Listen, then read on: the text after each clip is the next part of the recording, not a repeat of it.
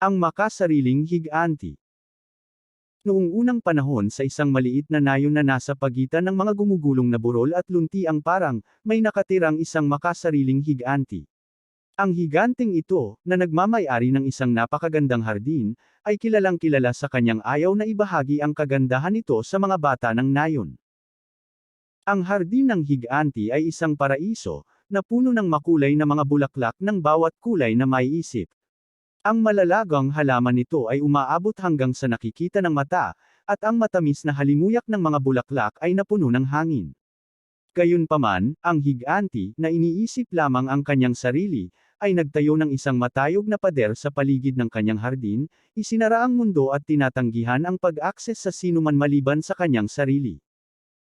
Dahil dito, ang mga bata sa nayon ay walang mapaglalaroan, at sila ay nakatitig lamang ng may pananabik sa mapanuksong kagandahan na nasa kabila lamang ng malamig at batong pader. Araw-araw, naghahangad sila ng pagkakataong magsaya sa hardin ng higanti, ngunit ang kanilang mga pagsusumamo ay hindi narinig. Isang araw, isang misteryosong estranghero ang dumating sa nayon.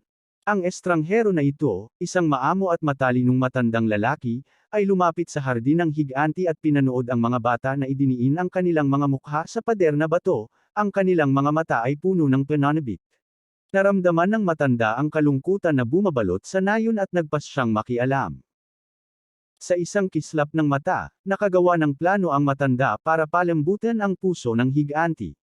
Nang gabing iyon, habang natutulog ang higanti sa kanyang engranding kastilyo, walang pagod na nagtrabaho ang matanda upang lansagin ang isang maliit na bahagi ng pader na bato.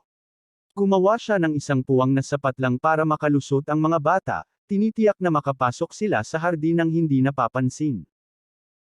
Kinaumagahan, namangha ang mga bata sa nayon nang makitang nilabag na ang hadlang na dati hindi maarok. Maingat silang pumasok sa hardin, umaalingaw sa hangin ang kanilang mga tawanan habang pinagmamasdan ang kagandahang nakapaligid sa kanila. Ang mga bulaklak ay tila sumasayaw sa tuwa, at maging ang mga ibon sa mga puno ay nakiisa sa saya. Gayunpaman, ang higanti ay nagising sa mga tunog ng pagtawa at galit ng matuklasan ang sira sa kanyang pader. Sumugod siya sa hardin, nag-aapoy ang mga mata sa galit. Ngunit habang pinagmamasdan niya ang masayang tanawin sa harapan niya, isang kapansin-pansing pagbabago ang naganap sa loob niya. Ang higanti, sa unang pagkakataon, ay nakaramdam ng init sa kanyang puso na hindi niya alam. Nakita niya ang wagas na kaligayahan sa mga mukha ng mga bata, napagtanto niya ang kamalian ng kanyang makasariling paraan. Sa halip na itaboy ang mga bata, nagpasya siyang salubungin sila sa kanyang hardin. Mula sa araw na iyon, binuksan ng higanti ang kanyang puso kasama ang kanyang hardin.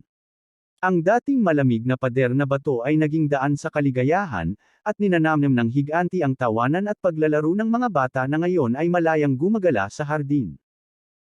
Sa paglipas ng mga panahon, lalong lumambot ang puso ng higanti.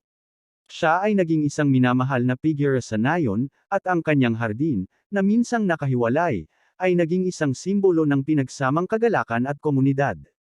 Natutunan ng dating makasarili na higanti ang tunay na halaga ng pagkabukas palad at pagmamahal, magpakailanman na binabago ang kapalaran ng kanyang hardin at ang buhay ng mga taong dating nakatayo sa kabilang panig ng malamig at batong pader. Maraming salamat sa inyong panonood at kung gusto ninyo ng mga ganito kwento, please huwag kalimutang mag-subscribe para updated kayo sa mga bagong kwento.